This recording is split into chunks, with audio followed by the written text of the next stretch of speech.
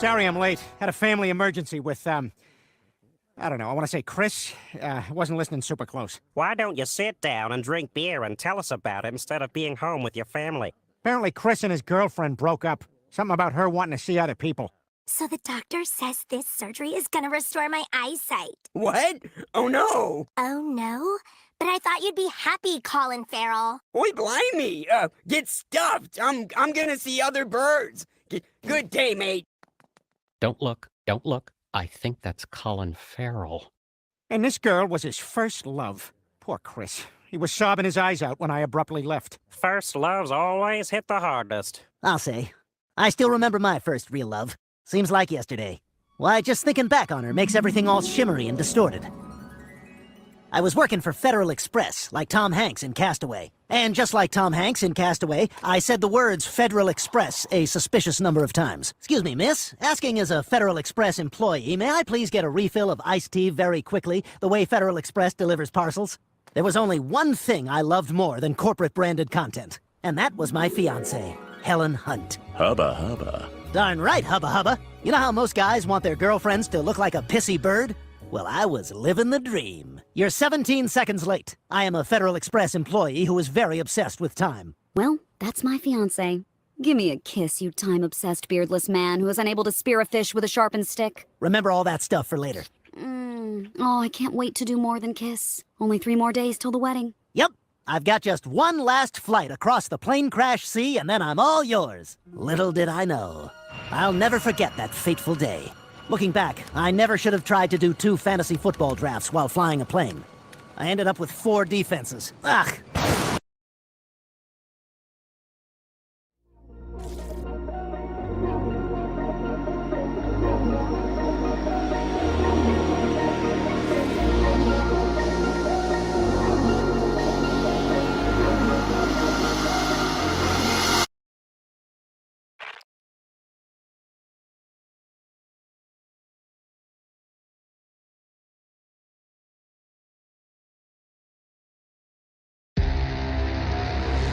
Detective Superintendent Schenk. We need to know where he is. Look, I know he's in prison. Except he's not in prison. FE-117, looks like you got rough weather. Maybe you should just do auto draft for your fantasy leagues, over? Negative control. I am heterosexual, over. Ha! There's that clean-shaven guy who cannot spear a fish with a stick that we all know and love. Damn it! Too bad I'm in an airplane and can only go straight into a storm and not over or around. Wait! I think the storm is breaking up!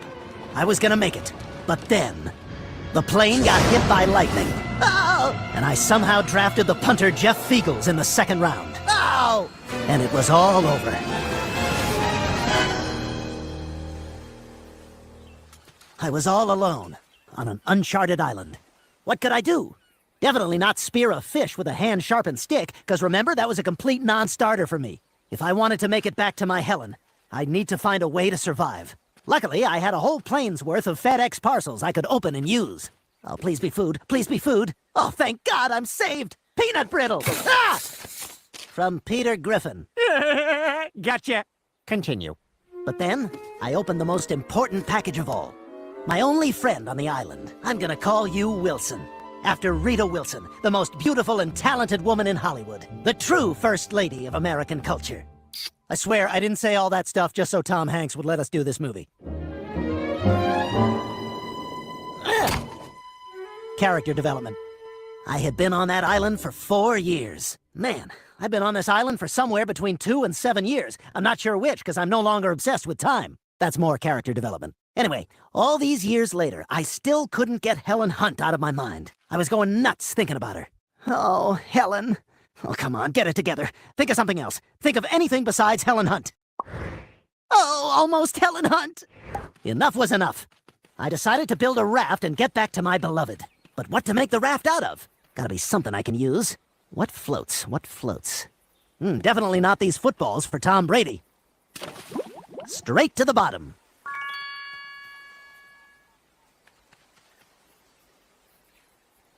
I wonder... Ah! 2 for 2. Continue. I was able to float away on a raft made out of the giant joke box. It was me and Wilson and this one other kind of lame guy. Boy, you hoist the sail, then where did the wind go? Am I right? I just saw you take a dump in the ocean. I'm not really looking to chat. Days passed. Wilson and I were all alone. No drinking water and no food. Except... Nope, not this time. Yeah, you're no fun. Continue. But then, disaster struck.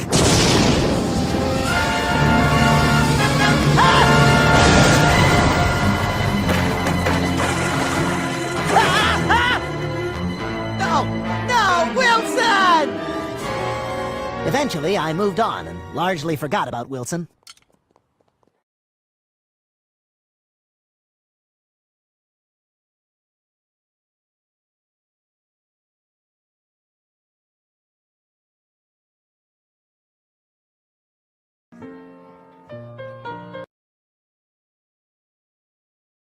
Smiling, honey. Oh, I used to bone that volleyball.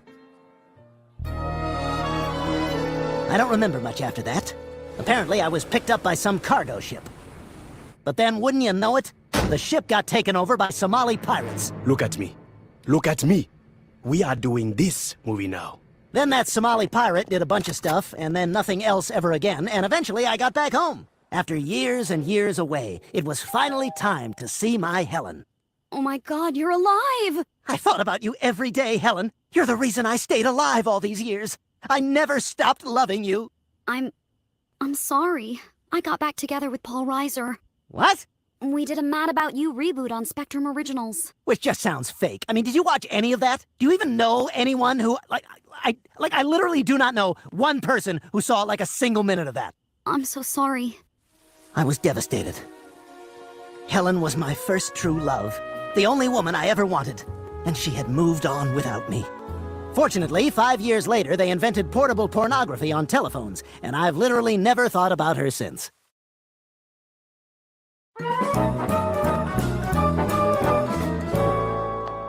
Well, that was a touching tale of first love, Quagmire. And I Googled Spectrum Originals, by the way. Found nothing. 0 matches. Not known Ask Jeeves either, but they don't always have everything. Anyway, I remember my first love. It's quite an interesting story. Okay, guess I'll be going last tonight. This was back in the early 60s. I was working at a hoity-toity camp for rich Jewish people. Are you Jewish in this? No, I was a dance instructor. Anyway, this camp was highly renowned for offering exclusively clean dancing. You are the cleanest dancer I ever met. It's why we come here every year. But all the while, I was being watched by the prettiest girl in the camp. Her name was Jennifer Schnoz, and I saw her everywhere. Seems like she was always sniffing around someplace. Okay. Daytimes were reserved for clean dancing, but at night, someone would bring a very large watermelon to the staff cabin, and for some reason, that meant it was time for dirty dancing. Sex trafficking, money laundering. I was in a cult. Larry was in the CIA. He did exude a sense of authority. Everyone was transfixed. He said, I'm building an army. How much worse can it get?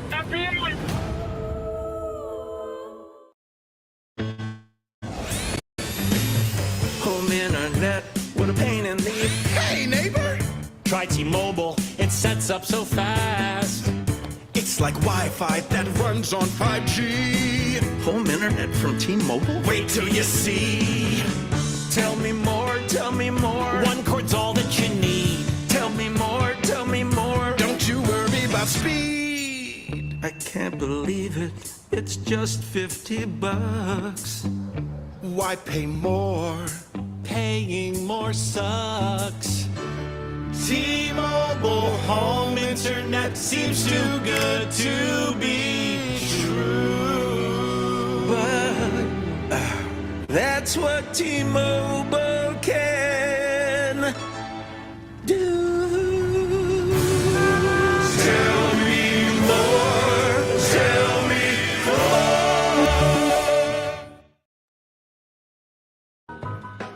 We had booze, sexy music, and because it was August by a lake, lots of mosquitoes.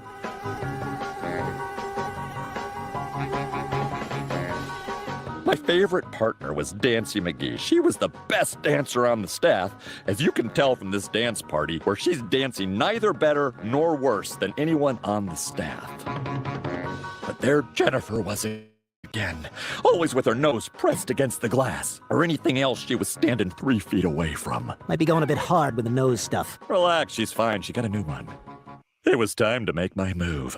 Hey, do I know you? Yeah, we were both in Red Dawn, and we probably had sex on set, and then you dumped me, and now we famously hate each other. Oh yeah, Jennifer. Well, welcome to the Poconos. It was kind of my joke around camp. People loved it way better than my welcome to the Catskills bit. I was not invited back to that camp. Joe, come quick! It's Dancy! What's the matter?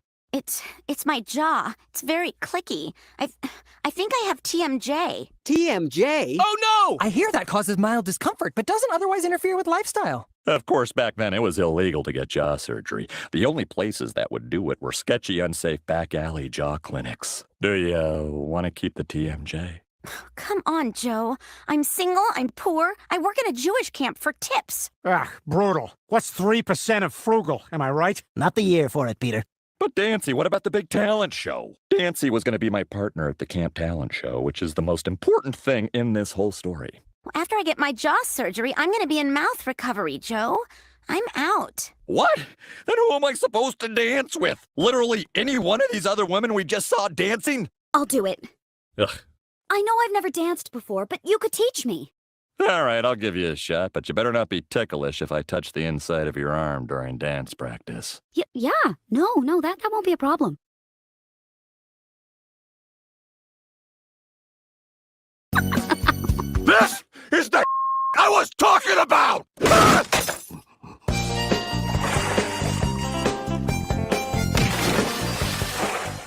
Wow. I guess I'm just really bad at you holding me over your head while I do nothing.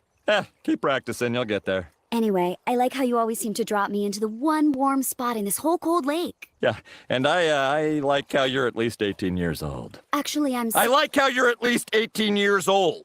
Her nickname was Baby, which means over 18 years old. Anyway, we were falling in love, but then... Joe, come quick! It's Dancy! Again? Yeah, he's developmentally disabled, and that's the only thing he knows how to say, but still, we should go check on her. It's bad, right? No, it's fine. Hey, can you hang on a sec?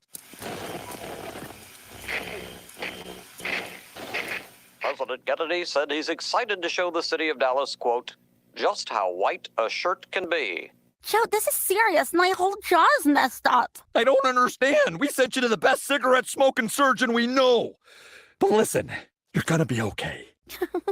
Son of a bitch! Fortunately, Jennifer had called her father, who's a doctor. Oh, dear God. Good thing I got here in time. Fetch me my big bag of medical supplies I take on vacation.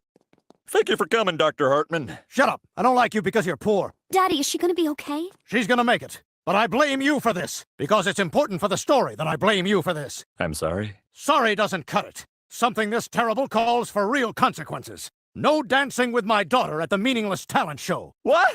No! My word is final. So what I'm doing right here is I'm thinking about Jennifer and how she's like the wind. What does that mean? She's like the wind. Just, she and the wind. Lots of similarities there, She's very wind-like. Yeah, but like by how, specifically? I mean, where do I even start? Basically, they're like two peas in a pod, those two. Her and the wind, No, I don't know. You keep saying you know, and I don't know, and that's why I'm asking the question. In what precise way is she like the wind? Well, like if you picture my heart like trees, she blows through my trees. All right, so in what way is your heart like trees? Oh, look, it's a good song, okay? The point is, I'm missing Jennifer. I want her back. Just say that then. Enough with this wind business. Finally, it came. The night of the big talent show. The show started late because the grandma bragging had gone a bit long. Doctor. Lawyer. 5'6". Everyone, I hope you enjoyed the dinner of leftovers from last year's dinner. I mentioned it was a Jewish camp, right? But now it's time to start the talent show. This was my last chance. I wasn't going to let all those hours of standing in a lake go to waste. Nobody puts legal adult in a corner.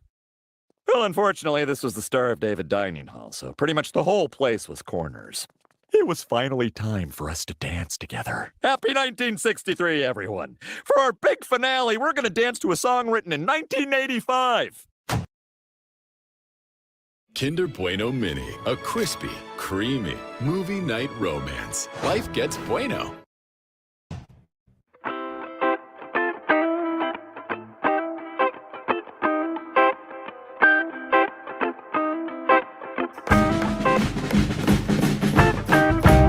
The song about female masturbation because we couldn't afford the time of my life. I think you mean open parentheses, I've had, closed parentheses, the time of my life. Sure, whatever. The point is we danced great and everyone was cheering for us. Yay! Woo! Joe, come quick! It's Nancy! And that's the story of my first love. Yes, that night we had sex, I got her pregnant. 3 weeks later, she had an abortion. I mean, job fixing. Whatever we called it earlier.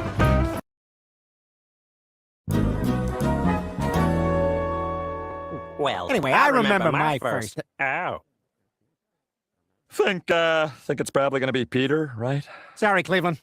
But I remember my first love. It was 1989, the golden age of Hollywood. The year of Troop Beverly Hills, Fletch Lives, Gleeman the Cube, and a hilarious new addition to the Harry and the Hendersons franchise. Harry meets a girl, Bigfoot? Count me in! Well, that's what I thought, anyway. Turns out Harry was shorter in this movie, but he did look marvelous. And the actress? Oh, my gosh. Oh. You know how I always wanted to marry a woman who looks like the Full House baby? Well, this was her. Meg Ryan. Swing, I said, being the first person who ever said that. Ha ha! That guy's the first person to ever say that! Wow, you're hilarious. What's your name so we can tell everyone that you were the first? Ah, come on, guys. I don't care who gets the credit. This is making your story less credible. Anyway, from the first time I saw Meg Ryan pout in When Harry Met Sally, I knew I wanted to see her pout in every movie. And then eventually change her face so she's incapable of pouting.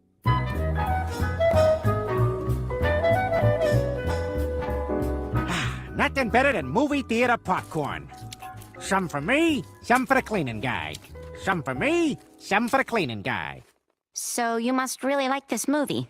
Are you talking to me? I gotta talk to somebody. He's about to do a 20-minute song parody of the 1988 Oscar nominees. Broadcast news to the left of me. Fatal attraction to the right. Here I am, moonstruck in the middle with you. Come join me, Peter. It's a 1980s movie, so there's lots and lots of 1940s music.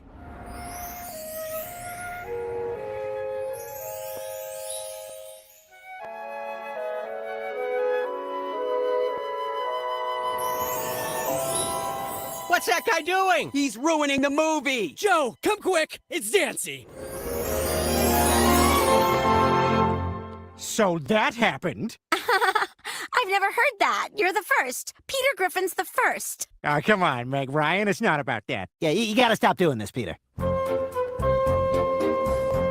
That day we talked and talked as an unrealistic amount of leaves fell around us.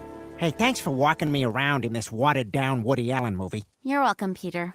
But what do you think? Can a man and a woman just be friends without the sex? Oh, yeah, sure, yeah. Men and women can just be friends.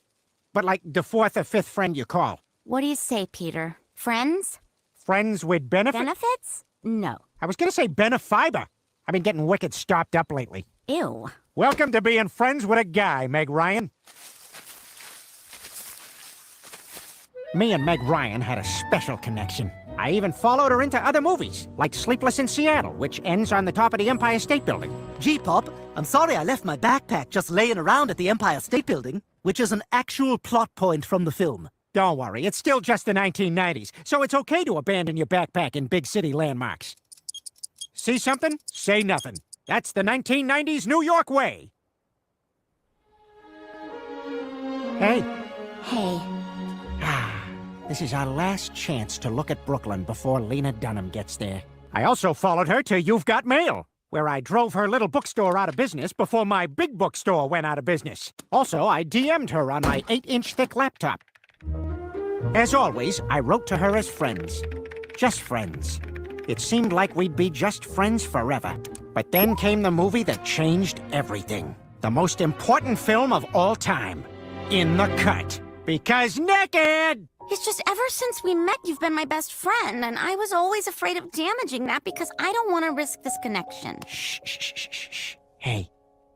Shut up, Meg. Excuse me, sir. Sir? Wake up, sir. Turns out I never did get pulled up into that movie screen. I had just Pee Wee Herman'd myself in the theater and fell asleep. What's going on here? I'll have what she's having?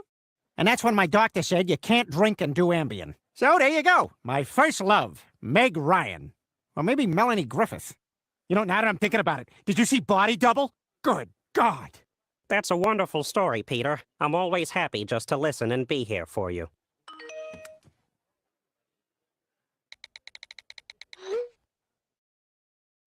Haverty's furniture is built to withstand all the memories you look forward to making. And the President's Day sale is your chance to save up to $1,000. It's not just expertly crafted furniture at a good price. It's an investment in a happier home. Haverty's, we furnish happiness.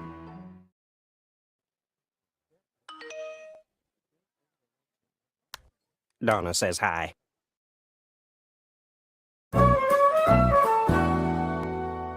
Is it okay if I tell my first love story? If it wasn't good enough to tell in one of the 88 episodes of your show, maybe it's not good enough for us.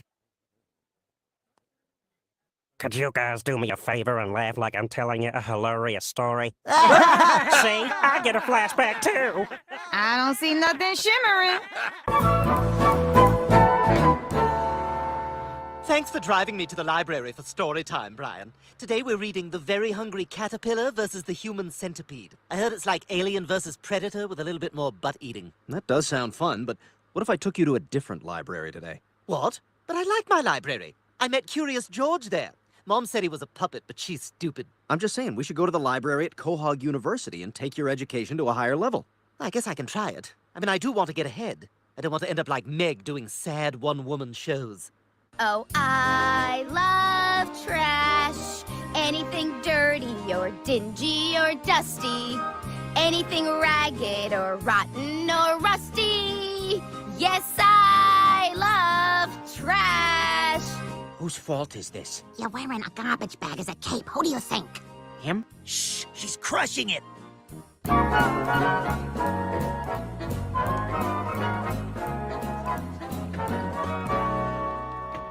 Oh, yeah. That's good library. Oh, you didn't come here for me. You came to be a creep. Whatever, you go do your thing. I'm gonna go watch that young hotshot attorney over there who's clearly in the middle of a movie montage.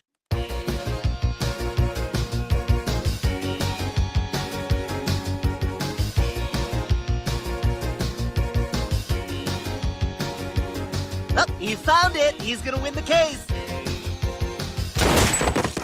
Oh no, it was a 70s movie.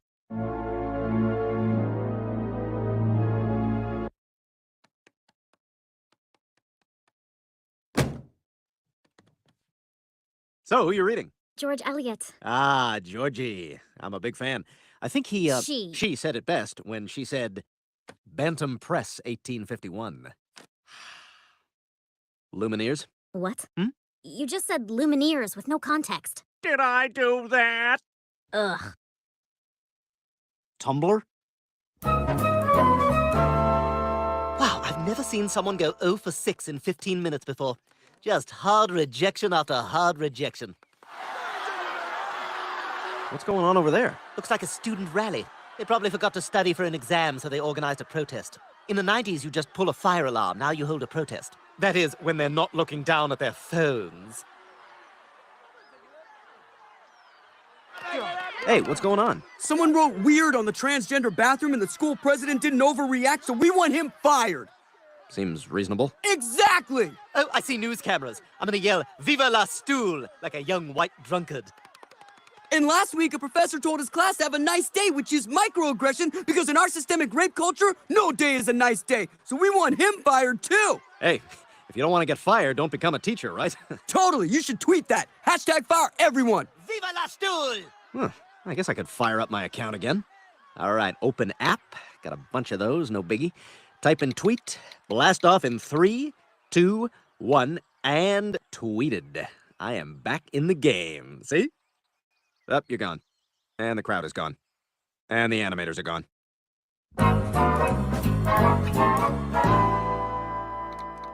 Hey, Stewie, what do you think about this tweet? Oh, don't be that guy. Kelly Ripa no-shows at work.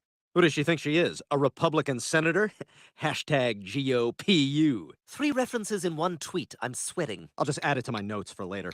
Why are you getting into Twitter now? Unless you're an athlete or a celebrity, no one cares. A lot of people like my stuff. Oh, yeah? Someone needs to tell Donald Trump it's not fashionable to wear orange on your face after Labor Day. Hashtag Oompa Trumpa. 0 retweets, 0 likes. Yeah, viral. You know, I don't care. You can't stop me.